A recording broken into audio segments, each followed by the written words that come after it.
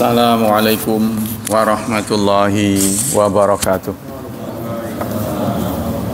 Innal hamdalillah nahmaduhu wa nasta'inuhu wa nastaghfiruh wa na'udzu billahi min syururi anfusina wa min sayyiati a'malina. May yahdihillahu fala mudhillalah wa may yudlil fala hadiyalah.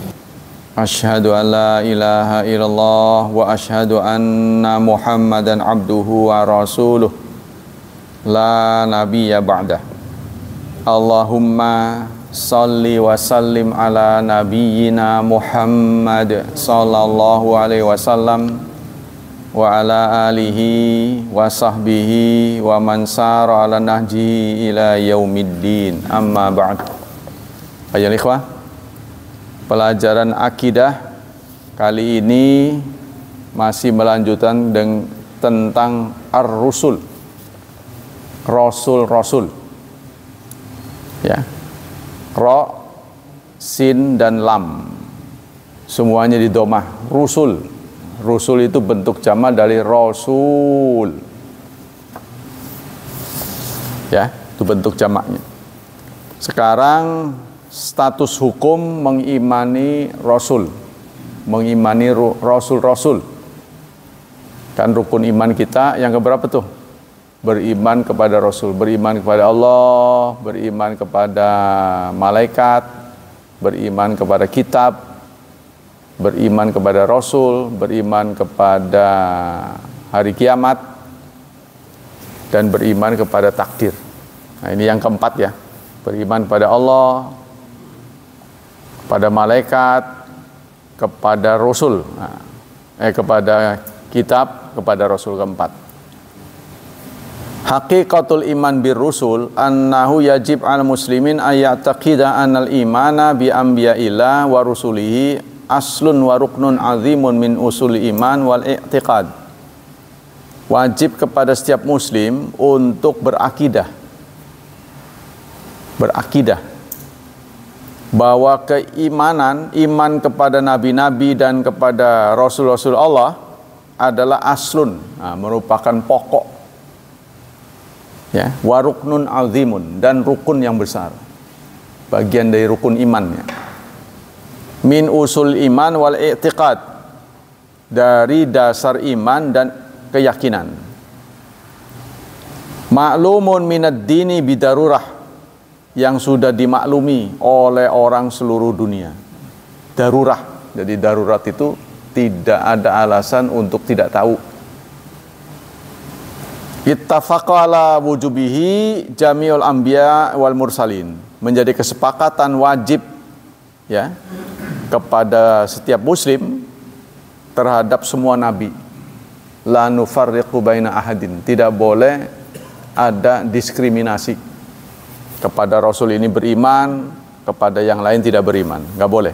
Miladun abil bashar Adam ila khatimihim, sejak Nabi Adam sampai Nabi Muhammad sallallahu alaihi wasallam. Wala yatahaqqaqu imanul abdi illa bil imani bih. Tidak tahqiq, ya, tidak benar keberimanan seseorang kepada Nabi Muhammad sebelum beriman kepada seluruhnya. Jadi nggak boleh palah pilih, ya, harusnya itulah yang di seluruh nabi dan rasul harus kita imani. Faman angkara nubuwata ahadin minhum, barang siapa yang mengingkari kenabian satu saja di antara mereka, awalam yattabi' syara'i'ahum, atau tidak mengikuti syariat mereka, kufrun, maka menjadi kafir. Nah, nanti kalau syariat nabi-nabi sebelum Nabi Muhammad itu dikenal dengan syar'u man qablana, syariat orang sebelum nabi, ya, syariat nabi sebelum Nabi Muhammad. Nah, itu nanti ada perkenan dari Nabi Muhammad, harus ada legitimasi, ya. Contohnya gimana syariat-syariat itu kan ada yang sudah diganti, mansukh, ya. ada yang belum. Nah, mana yang mansukh, mana yang enggak, itu harus mendapat penjelasan dari Nabi Muhammad. Ya, contohnya puasa Nabi Dawud ketika seorang sahabat, ya gara-garanya itu setelah turun surat 48, dia mengobservasi ya kehidupan Rasul yang tetap semangat dalam beribadah, padahal sudah ada jaminan dari Allah, dosanya sudah diampuni yang lalu dan yang akan datang, kok masih semangat. Maka 3 sahabat berinisiasi, yang satu tidak akan tidur sepanjang malam, akan mengisi malam ya qiyamul lail. Yang satu lagi tidak akan buka siang harinya, puasa terus-terusan. Yang satu lagi tidak akan menikah, yang dikenal dengan selibat, yang menjauhi keluarga. Nah, ini kan semua terinspirasi oleh kegiatan keberagamaan zaman dulu. Nah, tapi itu tidak ada syariatnya dalam salah satu akhir dari surat 57 ya. Allah menyatakan warohbaniyah. Nah, selibat itu rohbaniyah, kerahiban. Jadi dalam kegiatan kerahiban di agama Nasrani, pendeta-pendeta itu hidup di komplek di sekitar gereja. Dia nggak berkeluarga. Ya, di situ ada suster, nah, ya, ada pendeta. Biasanya makanya gereja itu luas sekali. Nah, di sanalah mereka hidup, ditampung situ. Nggak boleh berkeluarga. Maka sering terdengar ada skandal yang namanya melanggar sunatullah kan. Melanggar fitratullah, fitrah Allah. Pada dasarnya kan orang ya punya kebutuhan biologis, ditahan-tahan. Kalau Islam kan tidak menahan, menyalurkan, ya kan? Menahan nggak?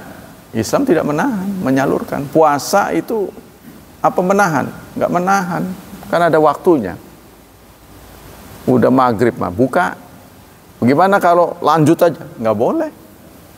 Muasalah namanya. Kita nggak buka-buka itu, sengaja udah 2 hari sekali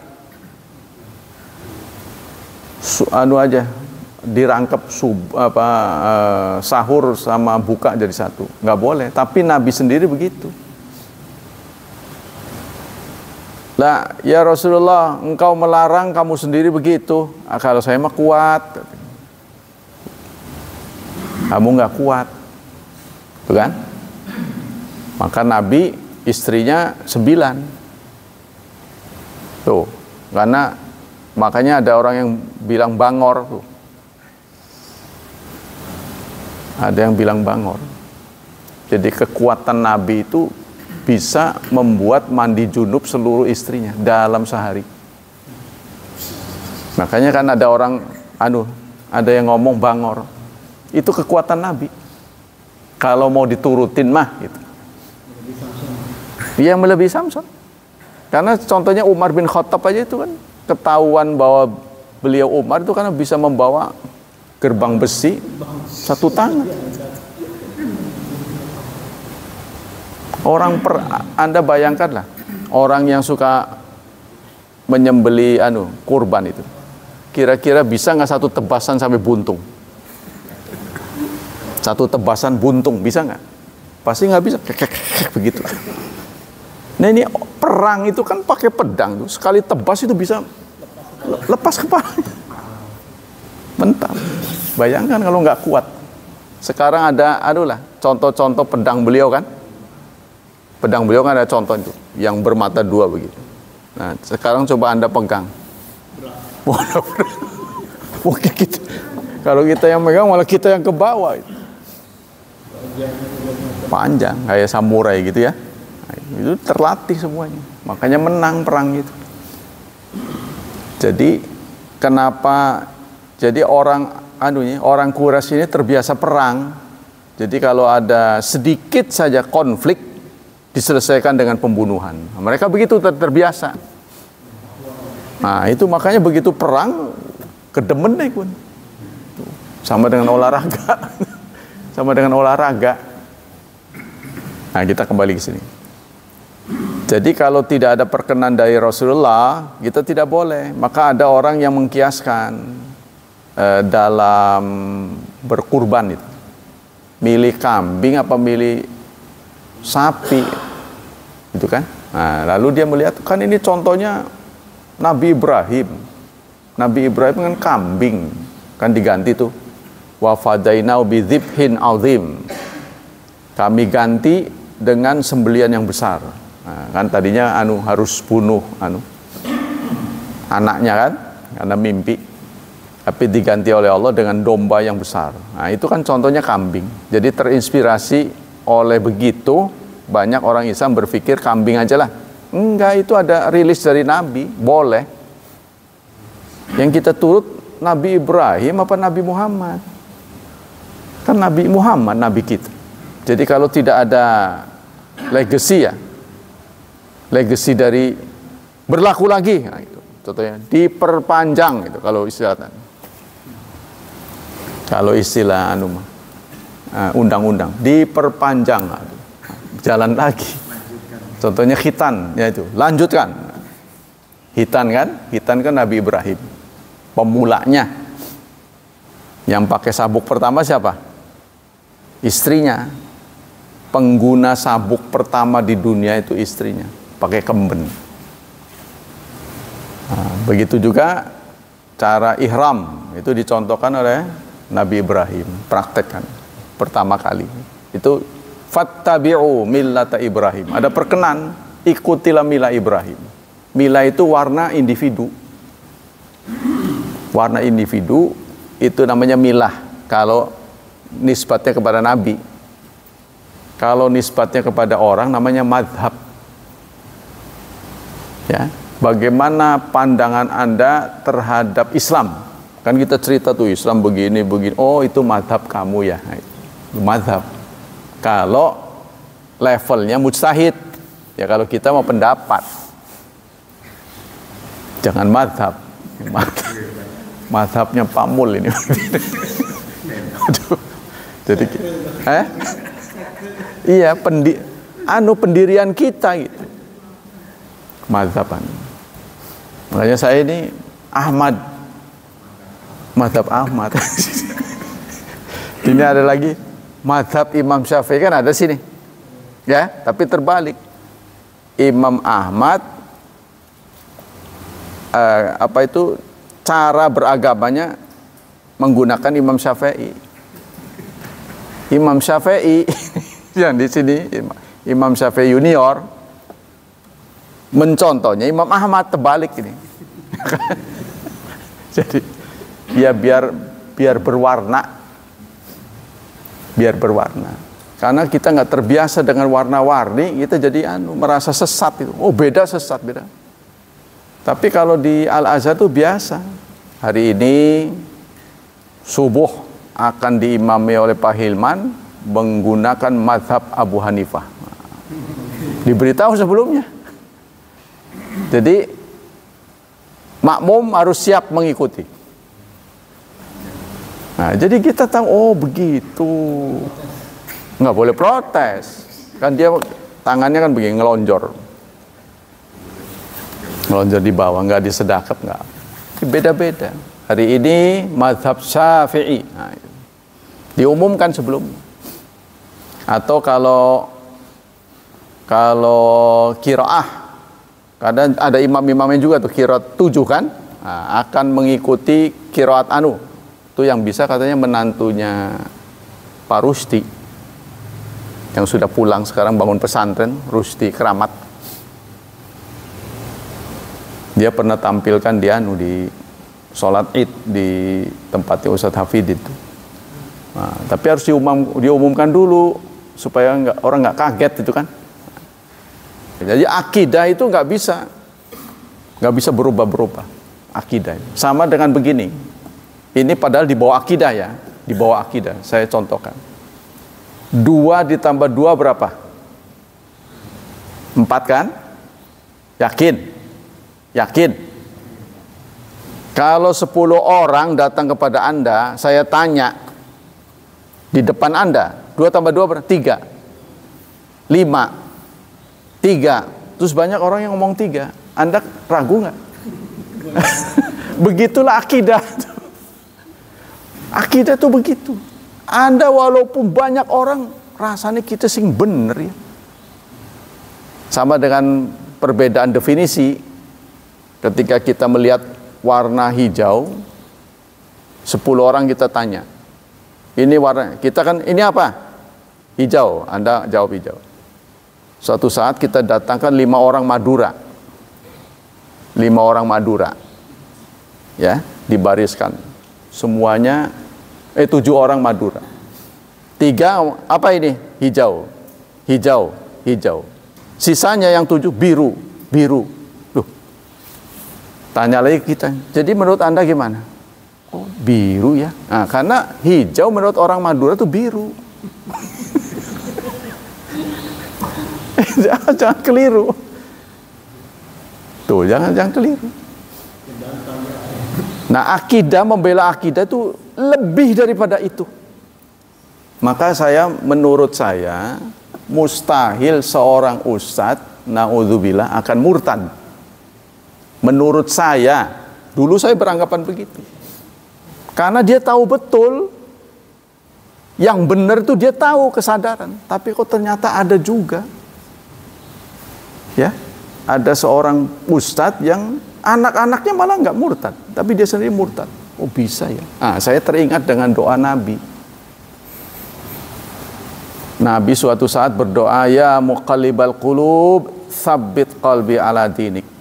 Wahai pembolak-balik hati, teguhkan hatiku di atas agamamu. Tsabbit qalbi ala dinik. Sahabat yang mendengar doa Nabi ini heran. Ya Rasulullah, orang setipe Anda kok masih minta peneguhan hati? Lalu apa jawab Rasulullah? Inna qalbal abdi baina usbu'ai rahman. Hati seorang hamba ada di tengah-tengah 2 jari Allah. Yuqallibu kaifa yasha. Allah bisa membalikkan kapan saja. Ngeri juga, saudara. Ya, di bagian pertama kitab Riyadhus Shalihin dijelaskan yang inspirasinya adalah orang masuk surga atau masuk neraka itu jodoh. Sehingga ada seorang sahabat mengatakan, ya Rasulullah, apa boleh saya beritahu orang? Beritahu teman-teman, jangan. Nanti info ini akan membuat fitnah. Jadi di hadis itu Rasulullah mengatakan, orang kalau sudah dijodohkan masuk surga, penghuni surga, orang hari penampakannya itu dia jahat. Hari-hari yang dilalui jahat, tapi nanti detik-detik terakhir menjelang kematiannya bisa manuver jadi orang baik. Jadi yang ditentukan ini hari-hari terakhir. Itulah yang disebut dengan husnul khatimah. Sebaliknya, orang kalau ditentukan oleh Allah masuk neraka, naudzubillah, penglihatan sehari-harinya baik. Sehingga kita mustahil sih masuk neraka. Itu kan? Kalau kita mendapat info yang valid. Maka menjelang kematiannya, dia manuver jadi orang jahat. Itu pernah dilihat oleh sahabat. Ketika orang memuji-muji, ada salah seorang sahabat, setiap kegiatan Rasulullah pasti dia ikut. Terutama perang. Sehingga orang muji, wah orang begini udah dijamin lah surganya. Ya Rasulullah ya, orang begini. Justru Rasulullah memberikan pernyataan yang terbalik, huwa finnar. Kaget itu. Masa sih? Maka karena orang yakin pada Rasul, ya Rasul tidak mungkin memberikan pernyataan yang bohong. Mereka pun melakukan investigasi. Setiap kegiatan dia ikut, setiap dia. Nah, suatu saat memang ajal menentukan. Apa yang terjadi ketika dia perang, mendapat luka yang cukup banyak, luka serius, ya, lalu dia bunuh diri. Mungkin terbayang oleh dia, kalaupun saya sehat pasti cacat, wis laka anun ini. Penglihatannya udah pasti diketawain orang. Orang pulang dari perang, ya mungkin telinganya nggak ada satu, hidungnya menceng gitu, giginya ompong, preman ini. Terbayang malu sekali saya. Bersama dengan teman-teman, dia bunuh diri. Maka sahabat berkomentar, benar Rasulullah. Tuh. Sebaliknya orang yang berperilaku jahat itu ditampakkan, ya. Contohnya dalam Al-Quran tentang tukang sihir Fir'aun. Kelakuannya jahat. Sampai dijadikan oleh Fir'aun untuk bertanding melawan Nabi Musa. Tapi apa yang terjadi? Keyakinan itu tidak bisa dibohongi. Kalau kita yakin tuh pasti gitu loh. Nah maksud saya, Anda yakin nggak bahwa Anda tidak akan geser dari keimanan? Kita harus yakin, sepanjang yang saya mampu saya akan bertahan. Yo. Ya, itu saya juga sempat bimbang ketika sudah belajar Islam. Lalu saya tanya sejarah, ada nggak orang semacam saya? Oh pernah ada, pernah dulu katanya, malah kakak beradik. Sekarang mereka di mana? Wah nggak jelas keterangannya, katanya sih balik lagi. Saya kaget, mana mungkin sebuah keyakinan kok membuat orang bisa berubah? Ya sama dengan tadi, 10.000 orang datangkan, lalu ditanya 2 ditambah 2 sama dengan 3, orang ngantel kita. Kan begitu kan? Anda kan pasti begitu. Padahal keyakinan Islam lebih dari itu. Keyakinan Islam itu lebih dari logika. Anda meyakini 2 tambah 2 sama dengan 4. Didatangkan 10.000, kurang 10 aja, 10 orang saja mengatakan 4. Sisanya mengatakan 3. Kira-kira Anda ragu nggak? Begitulah kita mempertahankan akidah. Nah, memang Yesus juru selamat. Bla bla bla bla. Aduh, semua pada begitu ya. Terutama kalau kita hidup di Eropa. Atau di tengah-tengah kita rata-rata bukan muslim. Mungkin saja kita berubah. Naudzubillah ya. Nah, mempertahankan keyakinan gitu. Makanya ini salah satu yang bisa memperkuat kita banyak baca. Nah, kalau Anda nggak suka baca ya banyak ngaji. Ngaji dengan orang yang betul-betul, terutama literatur. Sebab orang itu kan tidak hidup di zaman Nabi secara logika loh. Pak Hilman tidak sejaman dengan Nabi, saya juga sama. Dari mana tahu berita-berita? Iya literatur. Kalau dia nggak punya literatur, ngawak namanya itu, ngarang, begini, begitu, begini. Jangan dipercaya, menghabiskan umur. Nanti ujung-ujungnya kita amalkan ternyata nggak benar. Kan sudah banyak kejadiannya, ya kan? Kejadian sudah banyak. Diarahkan menceng nantinya tuh, menceng. Dia mengarahkan orang supaya mendewakan dia nantinya tuh. Ujung-ujungnya komersil. Tenang aja, Pak. Jadi kalau orang sakit nggak perlu sholat, nggak perlu ngeruwetaken. Tenang aja, sakit-sakit aja. Nah nanti sholatnya bisa diwakilin. Jadi dia menjadi agen-agen perwakilan. Agen-agen jual beli ibadah. Kalau menurut kita mah enak ya, punya duit banyak, iya benar gue. Teger amat. Jadi sehari berapa? Sekian. Gak sadar itu semuanya adalah bohong. Dari mana dia tahu? Kan ini masalah gaib. Masalah gaib harus mendapat berita dari pemberitahu gaib. Satu-satunya orang di dunia adalah Rasulullah. Bahkan sahabat pun tidak tahu bagaimana orang seperti dia bisa tahu. Jadi banyak praktek loh. Saya nggak akan cerita nih. Nanti jadi nyelatoni wong. Di sekitar kita terlalu banyak orang berpendapat begitu. Ada yang membaca sekian itu menjadi penebus neraka. Beritanya valid enggak? Kalau tidak valid, capek kita ngerjain, yang menjamin siapa? Kita kembali sini. Al-haqiqah, al-imanu birusul yatadama idata umur. Ada 5 hal yang patut kita catat untuk mengimani Rasul. Nah, ya, keimanan pada Rasul. Pertama, at-tasdiqul jazim bi anna wa ta'ala ba'atha fi kulli ummatin rasulan. Keyakinan bahwa Allah mengutus Rasul, mengutus duta. Kongkonan kalau bahasa saya itu kongkonan, pesuruh. Sebab kita jenisnya manusia. Kalau Allah langsung, kita nggak akan kuat. Kenapa Allah tidak terjun langsung menggunakan suara besar supaya didengar semua? Bisa Allah, tapi kita yang nggak bisa. Dan itu pernah ditunjukkan oleh Nabi Musa, ya kan? Robbi arini anzur ilaik.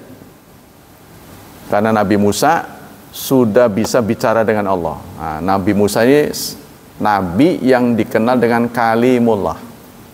Dia bisa bicara, berkata-kata dengan Allah. Bahkan Nabi Muhammad pun nggak bisa berkata-kata. Nabi Muhammad mendapat wahyu lewat Jibril. Lewat Jibril, berangsur-angsur, dia turun. Tidak langsung. Ya. Adapun komunikasi Allah secara langsung saat beliau Mi'raj. Menerima kewajiban sholat. Kalau kewajiban-kewajiban yang lain itu lewat malaikat. Ya ayyuhalladzina amanu kutiba alaikumusiyam. Wahai orang-orang beriman, diwajibkan kepadamu puasa. Kewajiban puasa sampai kepada Nabi Muhammad lewat Jibril. Malaikat Jibril. Tapi kewajiban sholat ini langsung karena di level tertentu Jibril tidak menemani Rasulullah sampai mantong Sidratil Muntaha, ya, sampai ke destinasi terakhir itu tidak ditemani. Rasulullah bertanya, kok saya nggak ditemani sampai ini, sampai pol gitu loh, sampai ke tempatnya. Ini bukan level saya tidak boleh. Nah, itu. Jadi Rasulullah berangkat sendiri, menerima salat 5 waktu. Nah, jadi kita beriman bahwa Allah mengutus setiap umat Rasul. Setiap umat pasti diberi Rasul. Cuma berapa waktunya dari Adam sampai ke kita, ini menjadi kontroversi. Sejak Nabi Adam. Nabi Adam itu menjadi diperselisihkan sebagai Rasul. Nabi Adam diperselisihkan sebagai Rasul karena umatnya itu anak-anak sendiri. Ya, umatnya kan anak sendiri, kan belum ada orang, masa bapak kepada anak Rasul gitu. Maka yang disepakati adalah Nabi Nuh. Pertama jadi Rasul gagal pisan, dihukum dengan tsunami. Tuh, Nabi Nuh menyampaikan risalah 950 tahun. Yang berhasil direkrut cuma 40 orang. Itu yang membuat Nabi Nuh kesel, gondok, sehingga doanya itu maut. Ya, doanya sangat mengerikan. Robbi la tazar alal ardi minal kafirina dayyara. Ya Tuhan, ya Tuhanku, jangan kau biarkan satu orang kafir pun hidup di dunia. Apa itu nggak ada puncak kekesalan itu? Sebenarnya itu pantang begitu, nggak boleh begitu. Kita tetap walaupun kesel itu harus tetap sabar. Nggak taunya diuji oleh anaknya. Anaknya pisan yang tidak beriman, ya kan? Anak sama istrinya. Tambah kesel dia. Innahum, sesungguhnya intadharhum jika engkau biarkan orang kafir hidup lagi, la yalidu illa fajiran kafara. Nanti anaknya kafir lagi. Itu alasan Nabi Nuh. Tapi Allah tetap mengijabah ya. Allah baik, kalau keinginan kamu begitu baik, dicontohkan, maka begitu wahila bainahum al-mauju fakana minal mugraqin. Ketika air sudah meluap, dia berkata, ya bunayya, ya bunayyar kam ma'ana wala takum ma'al kafirin. Wahai anakku, ayo naik ke perahu ini, jangan ikut orang kafir. Anaknya menjawab, sa'awi ilal jabal, saya akan naik gunung, ya'simuni minal ma, yang akan menyelamatkan dari banjir. Nabi Nuh menjawab, la asimal yaum, karena Nabi Nuh beriman. Sementara anaknya pakai akal. Nah inilah makanya ulama mengingatkan kita, akal tidak menyelesaikan masalah. Karena menurut pemandangan anaknya, seberapa sih kalaupun banjir, gunungnya tinggi, nggak mungkin mencapai gunung. Tapi ternyata cara dia berpikir salah. Tidak ada yang selamat hari ini. Kalau Nabi Nuh mah nggak pakai logika, sudah. Firman Allah nggak ada yang selamat, ya sudah diterima. La asimal yaum illa man rahim, kecuali orang yang mendapat rahmat Allah. Wahila bainahul mauju, maka belum selesai mereka komunikasi, ya, mereka terhalang oleh ombak besar. Anak Nabi Nuh pun tenggelam. Melihat anaknya di depan mata dia, ya, tenggelam, tentu kan siapa orang tua yang nggak ngenes itu kan? Maka berdoa, Rabbi innabni min ahlik wa inna wa'dakal haq. Ya Tuhan, mengapa anakku yang jadikan korban? Lalu Allah menurunkan ancaman. Kamu jangan komplain, kamu sendiri yang doa begini, begitu, kurang lebih begitu. Yang pengen kamu nggak dipikir-pikir dulu. Nah, makanya kita ini menjadi peringatan kita. Jangan berdoa pada anak. Dasar monyet. Kalau jadi monyet beneran gimana? Kedohong. Ya kan? Nakal, kurang ajar. Jangan begitu. Kita tetap memberi pengharapan. Siapa tahu suatu saat sadar. Tuh ya? Nah itu nanti kalau dikabul, atau orang sini yang membuat kita musyrik. Pernyataan begitu. Awas sih Nabi Khidir lewat. Bukan musyrik begitu. Aja doa sembarangan, bukan Nabi Khidir lewat sih diijabah, kata orang sini. Jadi menisbatkan ijabahnya doa kepada lewatnya Nabi Khidir. Jadi ada saja ruang untuk membuat orang musyrik gitu. Ya bukan Nabi Khidir urusan. Awas aja ngomong sembarangan, bukan Nabi Khidir lewat. Dijabah kone. Atau orang sini. Itu yang pertama, catatan pertama. Yang kedua, anallah ayyada anbiya wa rusulahu bi ilmihi wa qudrati wa ghanahu bil barahin zahira. Setiap nabi untuk membuktikan beliau nabi itu dibekali dengan mukjizat. Ya, jadi levelnya berbeda-beda nih. Sesuatu pertolongan dari Allah kalau kepada orang biasa namanya inayah. Inayah. Kata syekh-syekh para pemerhati akidah, Anda sering bertanya-tanya tentang mukjizat. Anda nggak sadar, Anda sendiri mendapat mukjizat. Cuma levelnya karena orang, bukan nabi, maka inayah. Nggak sadar. Nggak sadarnya apa? Ketaatan Anda itu bukan sembarang ketaatan, bukan sembarang kekuatan Anda. Kita ringan, ya, melangkahkan kaki ke masjid, itu inayah. Kalau dalam bahasa Nabi itu mukjizat. Makanya orang lain tuh heran, bolak-balik tuh anak apa ya? Mungkin dikiranya ini kayaknya bagi-bagi. Kesannya begitu tuh.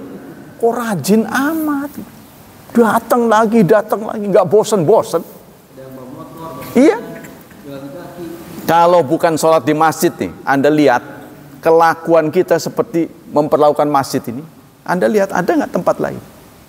Ada nggak tempat lain yang Anda perlakukan seperti Anda datang ke masjid warawiri 5 kali? Nggak ada. Sekarang kalau nggak, Anda perlakukanlah satu tempat seperti masjid ini, di Mangbalen. Contohnya Anda ke minimarket gitu ya, tunjuklah untuk membuktikan omongan saya. Anda datangi 5 kali sehari malam, tunggu sebulan. Bagaimana komentar? Uang embuh kan? Warawiri. Apa maunya? Ya kan? Ya itu. Iya. Kalau bukan masjid, saudara. Jadi ini mukjizat kalau dalam bahasa Nabi, tapi level kita namanya inayah. Jadi kalau tidak mungkin bisa diakses dengan logika. Maunah itu pertolongan sama. Maunah dan inayah itu bentuknya sama, cuma bentuk kata saja. Sama dengan isti'anah, iyyaka na'budu wa iyyaka nasta'in, sama. Jadi aun, kata orang, kata ahli bahasa, termasuk kata Fir'aun. Fir'aun itu kan ada aunnya. Nah, cuma bedanya depannya ada fir. Fir itu hanya lari dari pertolongan. Jadi orang ditulungi. Adoh saking tulungan Allah. Nah, itu Fir'aun. Jadi kita bisa hadir, kita bisa taat, itu sesuatu yang luar biasa. Luar biasa dalam bahasa Nabi itu namanya mukjizat. Tapi dalam selevel kita namanya maunah. Kalau Nabi belum dilantik, ada juga keanehan-keanehan, namanya apa? Irhas. Seperti Nabi dulu bergabung dengan keluarga Abu Talib. Abu Talib itu miskin. Tapi setelah beliau bergabung, keluarga Abu Talib sedikit demi sedikit ekonominya mapan.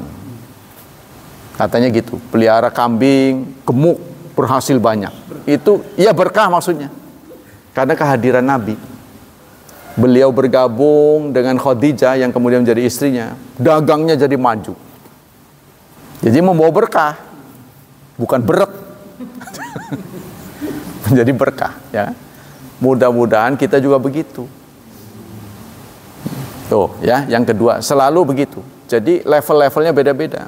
Dan mukjizat itu selalu disesuaikan dengan kemauan zaman.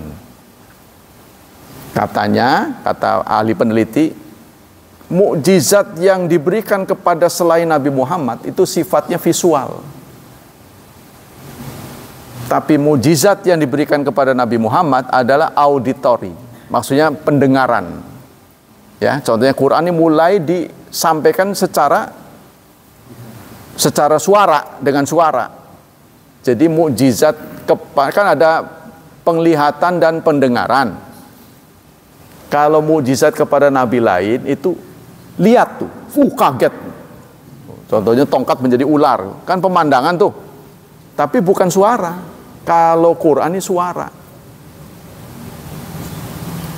sehingga berlaku sepanjang zaman. Suara yang kemudian dibentuk dalam bentuk tulisan, tapi ada suara ya yang tulisannya berbeda. Inilah Quran. Quran itu nggak selalu sama dengan ucapannya, ya kan? Tulisan, contohnya Bismillahi kan tulis majroha, Anda baca majreha. Ada lagi Bismillah, awal hurufnya bukan ba. Lalu Anda tahu kan, awal hurufnya apa? Alif. Orang dikiranya iseng, lah nulis B aja didawa-dawakakan, itu sengaja itu. Jadi jangan dikira narik begini nih iseng. Kan B-nya kan bisa begitu, polos. B. Tapi kan ditariknya panjang. Ini bukan iseng, ini alif ini. Jadi awal dari Bismillah itu alif, cuma nggak dibaca. Anda lihat di Iqra, Iqra bismi. Nah, itu kan ada alifnya di tengah, bukan di awal. Seharusnya begitu. Ya, jadi selalu dibekali oleh mukjizat. Sebab kenapa? Kalau tidak dibekali mukjizat, sulit orang bisa nerima. Karena dia membeda Nabi dengan orang biasa. Dia membawa berita gaib. Apa gaib itu? Gaib itu cirinya 3. Pertama, sesuatu berita yang tidak bisa diriset, nggak bisa diteliti. Ada surga dan neraka. Ning di tempatnya, kaplingnya di mana? Letaknya di mana? Nggak bisa. Tentang azab kubur. Memang kamu sudah ngalamin cerita-cerita begitu? Nah, nggak bisa dibuktikan. Ya. Yang kedua, tidak bisa diuji coba. Tidak bisa eksperimen, nggak bisa. Yuk jajal ta, ning kubur dikit. Ya nggak bisa lah. Katanya azab kubur begini. Udah, kayak us ngalami baik. Ngawakit. Angan-angan itu mah dongeng. Nggak bisa. Tuh. Ya kan? Yang ketiga, tidak bisa berdasarkan pengalaman. Diuji coba nggak bisa, pengalaman juga bisa. Jadi kita cerita gaib ini semuanya tidak pengalaman. Contoh yang paling kuat adalah Raqatul fajri khairun minad dunya wa ma fiha. 2 rakaat fajar lebih baik daripada dunia dan seisinya. Anda tahu dunia? Mungkin dunia Anda berbeda dengan dunia ini maksud kan. Kalau dunia kita paling berapa rupiah doang. Ya kan? Dunia kita ya dunia kita. Seisi rumah yang Anda miliki. Tapi yang dimaksud dunia oleh sabda Nabi itu bukan Anda saja yang punya. Seluruhnya. Kalau Anda tahu kekayaan dunia, kaget itu. Waduh, jadi kita ini uli semen doang. Nah, itu nasib Anda. Ya kan? Nih, saya beritahu. Orang seperti apa yang nggak pegang uang? Orang kaya apa orang miskin? Hah? Orang yang nggak pegang uang. Anda kira orang miskin? Orang kaya ternyata. Jadi orang itu kalau nggak di tengah-tengah, sama-sama nggak pegang uang. Jadi orang kaya bener, orang miskin bener, sama-sama nggak pegang uang.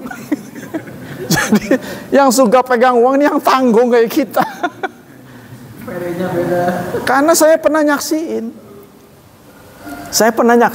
saya ikut disertakan ikut transaksi orang mau jual beli gunung. Ini kan seru ini. Ada juga orang beli baut, beli beras, ini jual beli gunung, pengen tahu saya. Nah itu hari Minggu datang ke sono, yuk kita ke bank. Saya heran, kok ke bank? Nggak tahu tadi hari Minggu, musail orang. Ternyata bank itu pura-pura doang, tutup buat kita.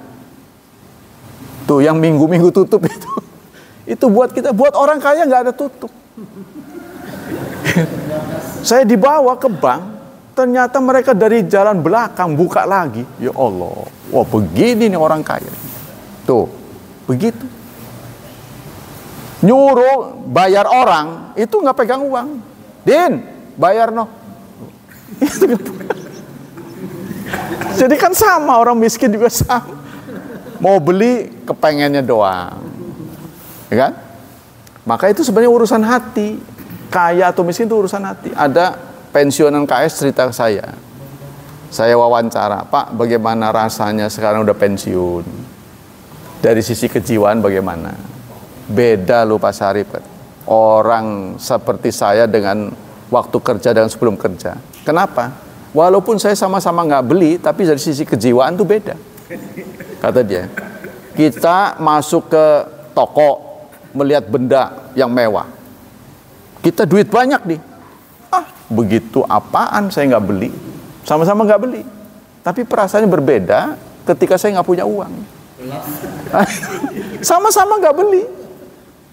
Jadi sebenarnya urusan hati kalau begitu. Ya kan? Sama-sama nggak beli. Orang miskin nggak beli, orang kaya nggak beli. Cuma secara ini, psikologinya beda. Secara kejiwaan. Orang kaya mah tenang. Orang miskin gundah. Waduh. Orang-orang kebeli, saya enggak. Nah, begitu. Jadi sebenarnya hati yang membuat kita rusak, itu hati. Tuh, kita kembali ke sini. Yang ketiga, Allah Ta'ala istafa anbiya'ahu wa rusaluhu alaihi salatu wassalam fakanu jami'an sadiqina musaddiqin.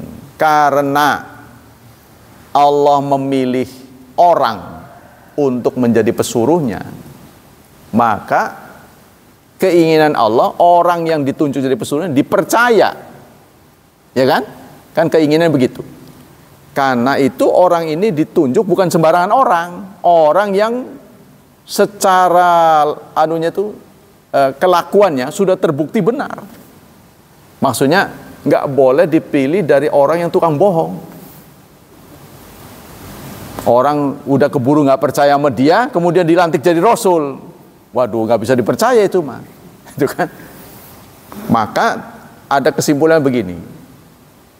Wahyu itu berasal dari yang maha benar. Disampaikan oleh Jibril yang dijamin kebenarannya, steril. Kemudian disampaikan objeknya itu manusia yang tidak pernah tercatat bohong dari kecilnya. Itulah Rasulullah. Maka ada siddiq, tuh ada 4 tuh. Fatana, tablik, amanah. Jadi nggak boleh diberikan pada kita yang suka bohong, walaupun kita tobat sekalipun, lah mau nih bohong, orang ngandel. Ya kan? Maka begitu Nabi datang ke Mekah ketika ada renovasi Ka'bah, orang-orang ingin mereka lah yang memegang Hajar Aswad. Karena Hajar Aswad itu sudah ada, merongkol waktu itu. Tapi orang-orang berebut, saya gitu. Jadi mereka bersidang menentukan siapa pemutusnya. Udah, mereka sepakat besok yang paling pertama masuk Masjidil Haram dia akan menjadi wasit. Nah, ternyata Nabi Muhammad. Ketika yang muncul Nabi Muhammad, mereka serempak radina bil amin. Kalau memang Nabi Muhammad tukang bohong, lah orang sudi pasti begitu. Ai kuwen kayak aja lah, pasti begitu. Tapi ternyata mereka serempak mengatakan, iya benar ini orang yang tepat. Tuh, itu sebelum dilantik jadi nabi. Jadi tuduhan beliau gila, beliau sihir, beliau nggak waras itu setelah dilantik, setelah jadi nabi. Sebelum jadi nabi nggak ada kata-kata begitu. Mereka hormat pada nabi. Makanya itu, apa kamu tega? Ya, kami sudah memandang kamu itu adalah orang yang baik, keluarga terpandang. Kok kenapa kamu kotori begini? Kami nggak tega kalau berbuat jahat kepadamu. Nah, itu yang mereka sampaikan. Tapi Rasulullah kan tegas sampai keluar sumpahnya itu. Ya, wallahi demi Allah, lau wada'u syamsa fi yamini, kalau mereka bisa meletakkan matahari di tangan kananku, meletakkan bulan di tangan kiriku, agar aku surut dari dakwah, aku tidak akan sudi. Hanya satu dari dua kemungkinan, Islam menang atau aku yang mati. Kalau semangat pejuang kita, merdeka atau mati. Oh, itu dulu. Sama semangatnya, cuma bahasa Indonesia. Merdeka atau mati. Dulu kan teriakannya Allahu Akbar pejuang-pejuang kita itu. Cuma diganti sama Soekarno. Jadi apa tuh? Merdeka, begitu kan? Nah, jadi merdeka. Dulunya Allahu Akbar, dulu begitu. Membangun semangat pejuang-pejuang kita. Nah, itu ya. Jadi maka tidak heran kalau Allah memilih orang. Jadi kenapa harus dia? Gitu kan? Kenapa harus dia? Itu karena pilihan Allah, tepat gitu. Yang keempat, i'tiqadu anna da'watahum jami'an min awal ila akhirihim qad tafaqat fi asliddin. Adanya keyakinan bahwa semua ajaran dari awal sampai akhir sama derajatnya, benar. Bukan begini maksudnya. Iya mang awal-awal mah ya benar, suwe-suwe orang benar. Kan ada orang begitu kan? Pertamanya mah iya tuh. Masuk ke got tuh. Apa istilah itu? Apa namanya itu pertama itu? Bukan, istilah kegiatan itu apa nih? Iya, belusukan. Lama-lama cawe-cawe ganti itu.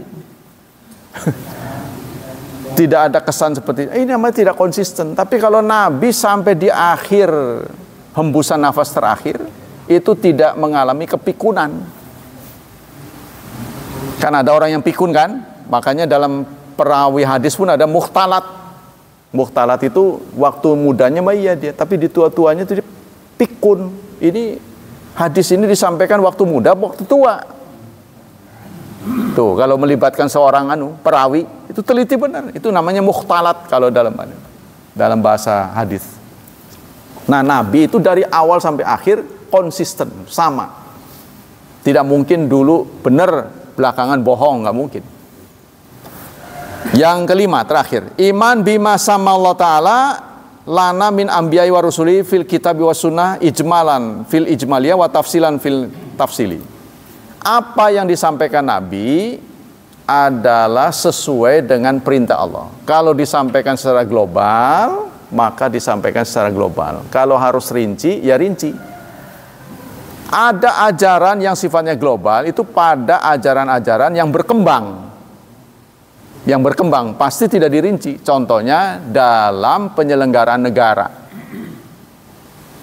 Menurut Islam, mana yang lebih baik, kerajaan apa republik? Nggak dijelasin.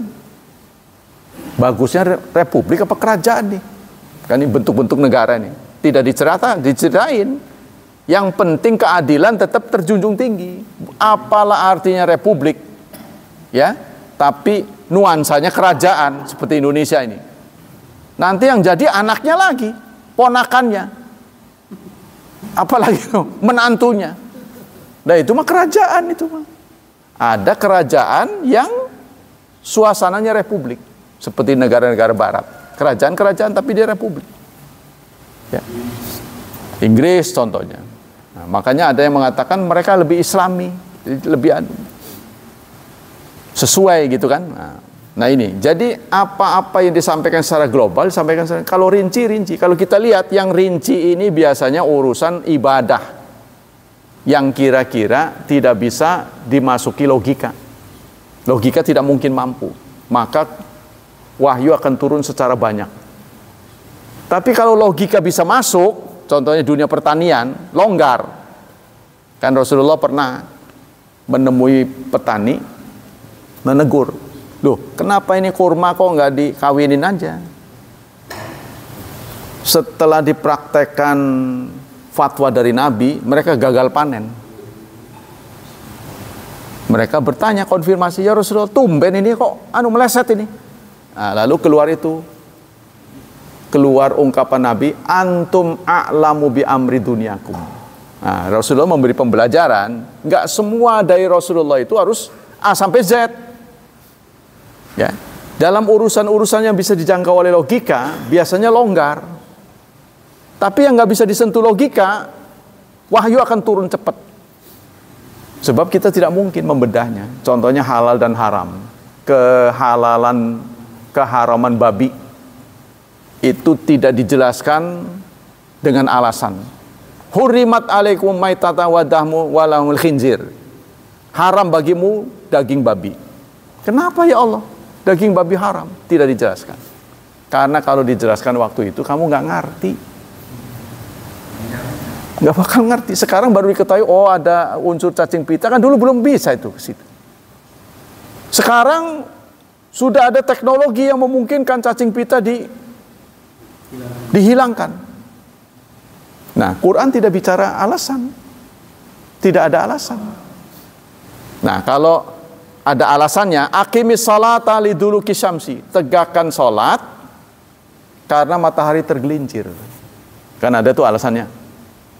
Matahari tergelincir, kamu sholat. Nanti satu waktu matahari tidak tergelincir. Itu nanti ada penjelasan tentang hari kiamat. Lah terus sholatnya gimana? Orang bertanya pada Rasulullah. Kamu sholatnya cuma satu waktu. Waktu itu matahari. Ini kan kita mah enak aja nih muadzin ngelihat jadwal. Ya kan? Nanti kalau satu saat, sholat duhur. Kita lihat, matahari masih di situ, nggak boleh sholat itu. Mataharinya masih di timur, belum berangkat ke atas. Ya kan? Aduh, matahari kok di situ. Jadwal sudah bentuk zuhur. Nggak boleh, ini hanya untuk pemandu saja. Jadi kalau berbeda di langit, kita tidak boleh. Contohnya nanti tanggal 8 September ya, jam 1 malam. Berarti tanggal 7 tuh isaknya. Jam 8 kan ganti tanggalnya 00 kan. Jam 1 lewat 10 akan terjadi gerhana bulan total. Tuh, nggak setiap tahun ada. Kalau matahari total nanti ada lagi, tapi itu sudah nggak ada. Yaitu 1 Januari jam 11.55 ya, tahun 2625. 600 tahun lagi. Anda boleh percaya, boleh enggak, tapi untuk membuktikan saya bohong, Anda harus saksikan. Dadah. Dadah. Udah hidup aja terus sampai 2060. Anda lihat. Ya kan? 1 Januari itu fenomenal itu. 1 Januari ya 2625 jam 11.55 untuk panggung rawi. Sudah dihisap. Demikianlah hadirin, hafizani hafizakumullah, ya, 5 poin yang mendukung keimanan kita kepada Rasulullah SAW. Semoga keimanan kita diterima oleh Allah Subhanahu wa taala. Semoga Allah melipat gandakan pahala kita, semoga Allah tetap berkenan melindungi kita dari wabah dan syubhat dan syahwat, dari wabah dan musibah, serta semoga anak-anak kita dimudahkan hidupnya, diberkahi, serta ditakdirkan Allah menjadi hambanya yang saleh dan salihat. Subhanakallah wa bihamdika, asyhadu an la ilaha illa anta, astaghfiruka wa atubu ilaik. Wassalamualaikum warahmatullahi wabarakatuh.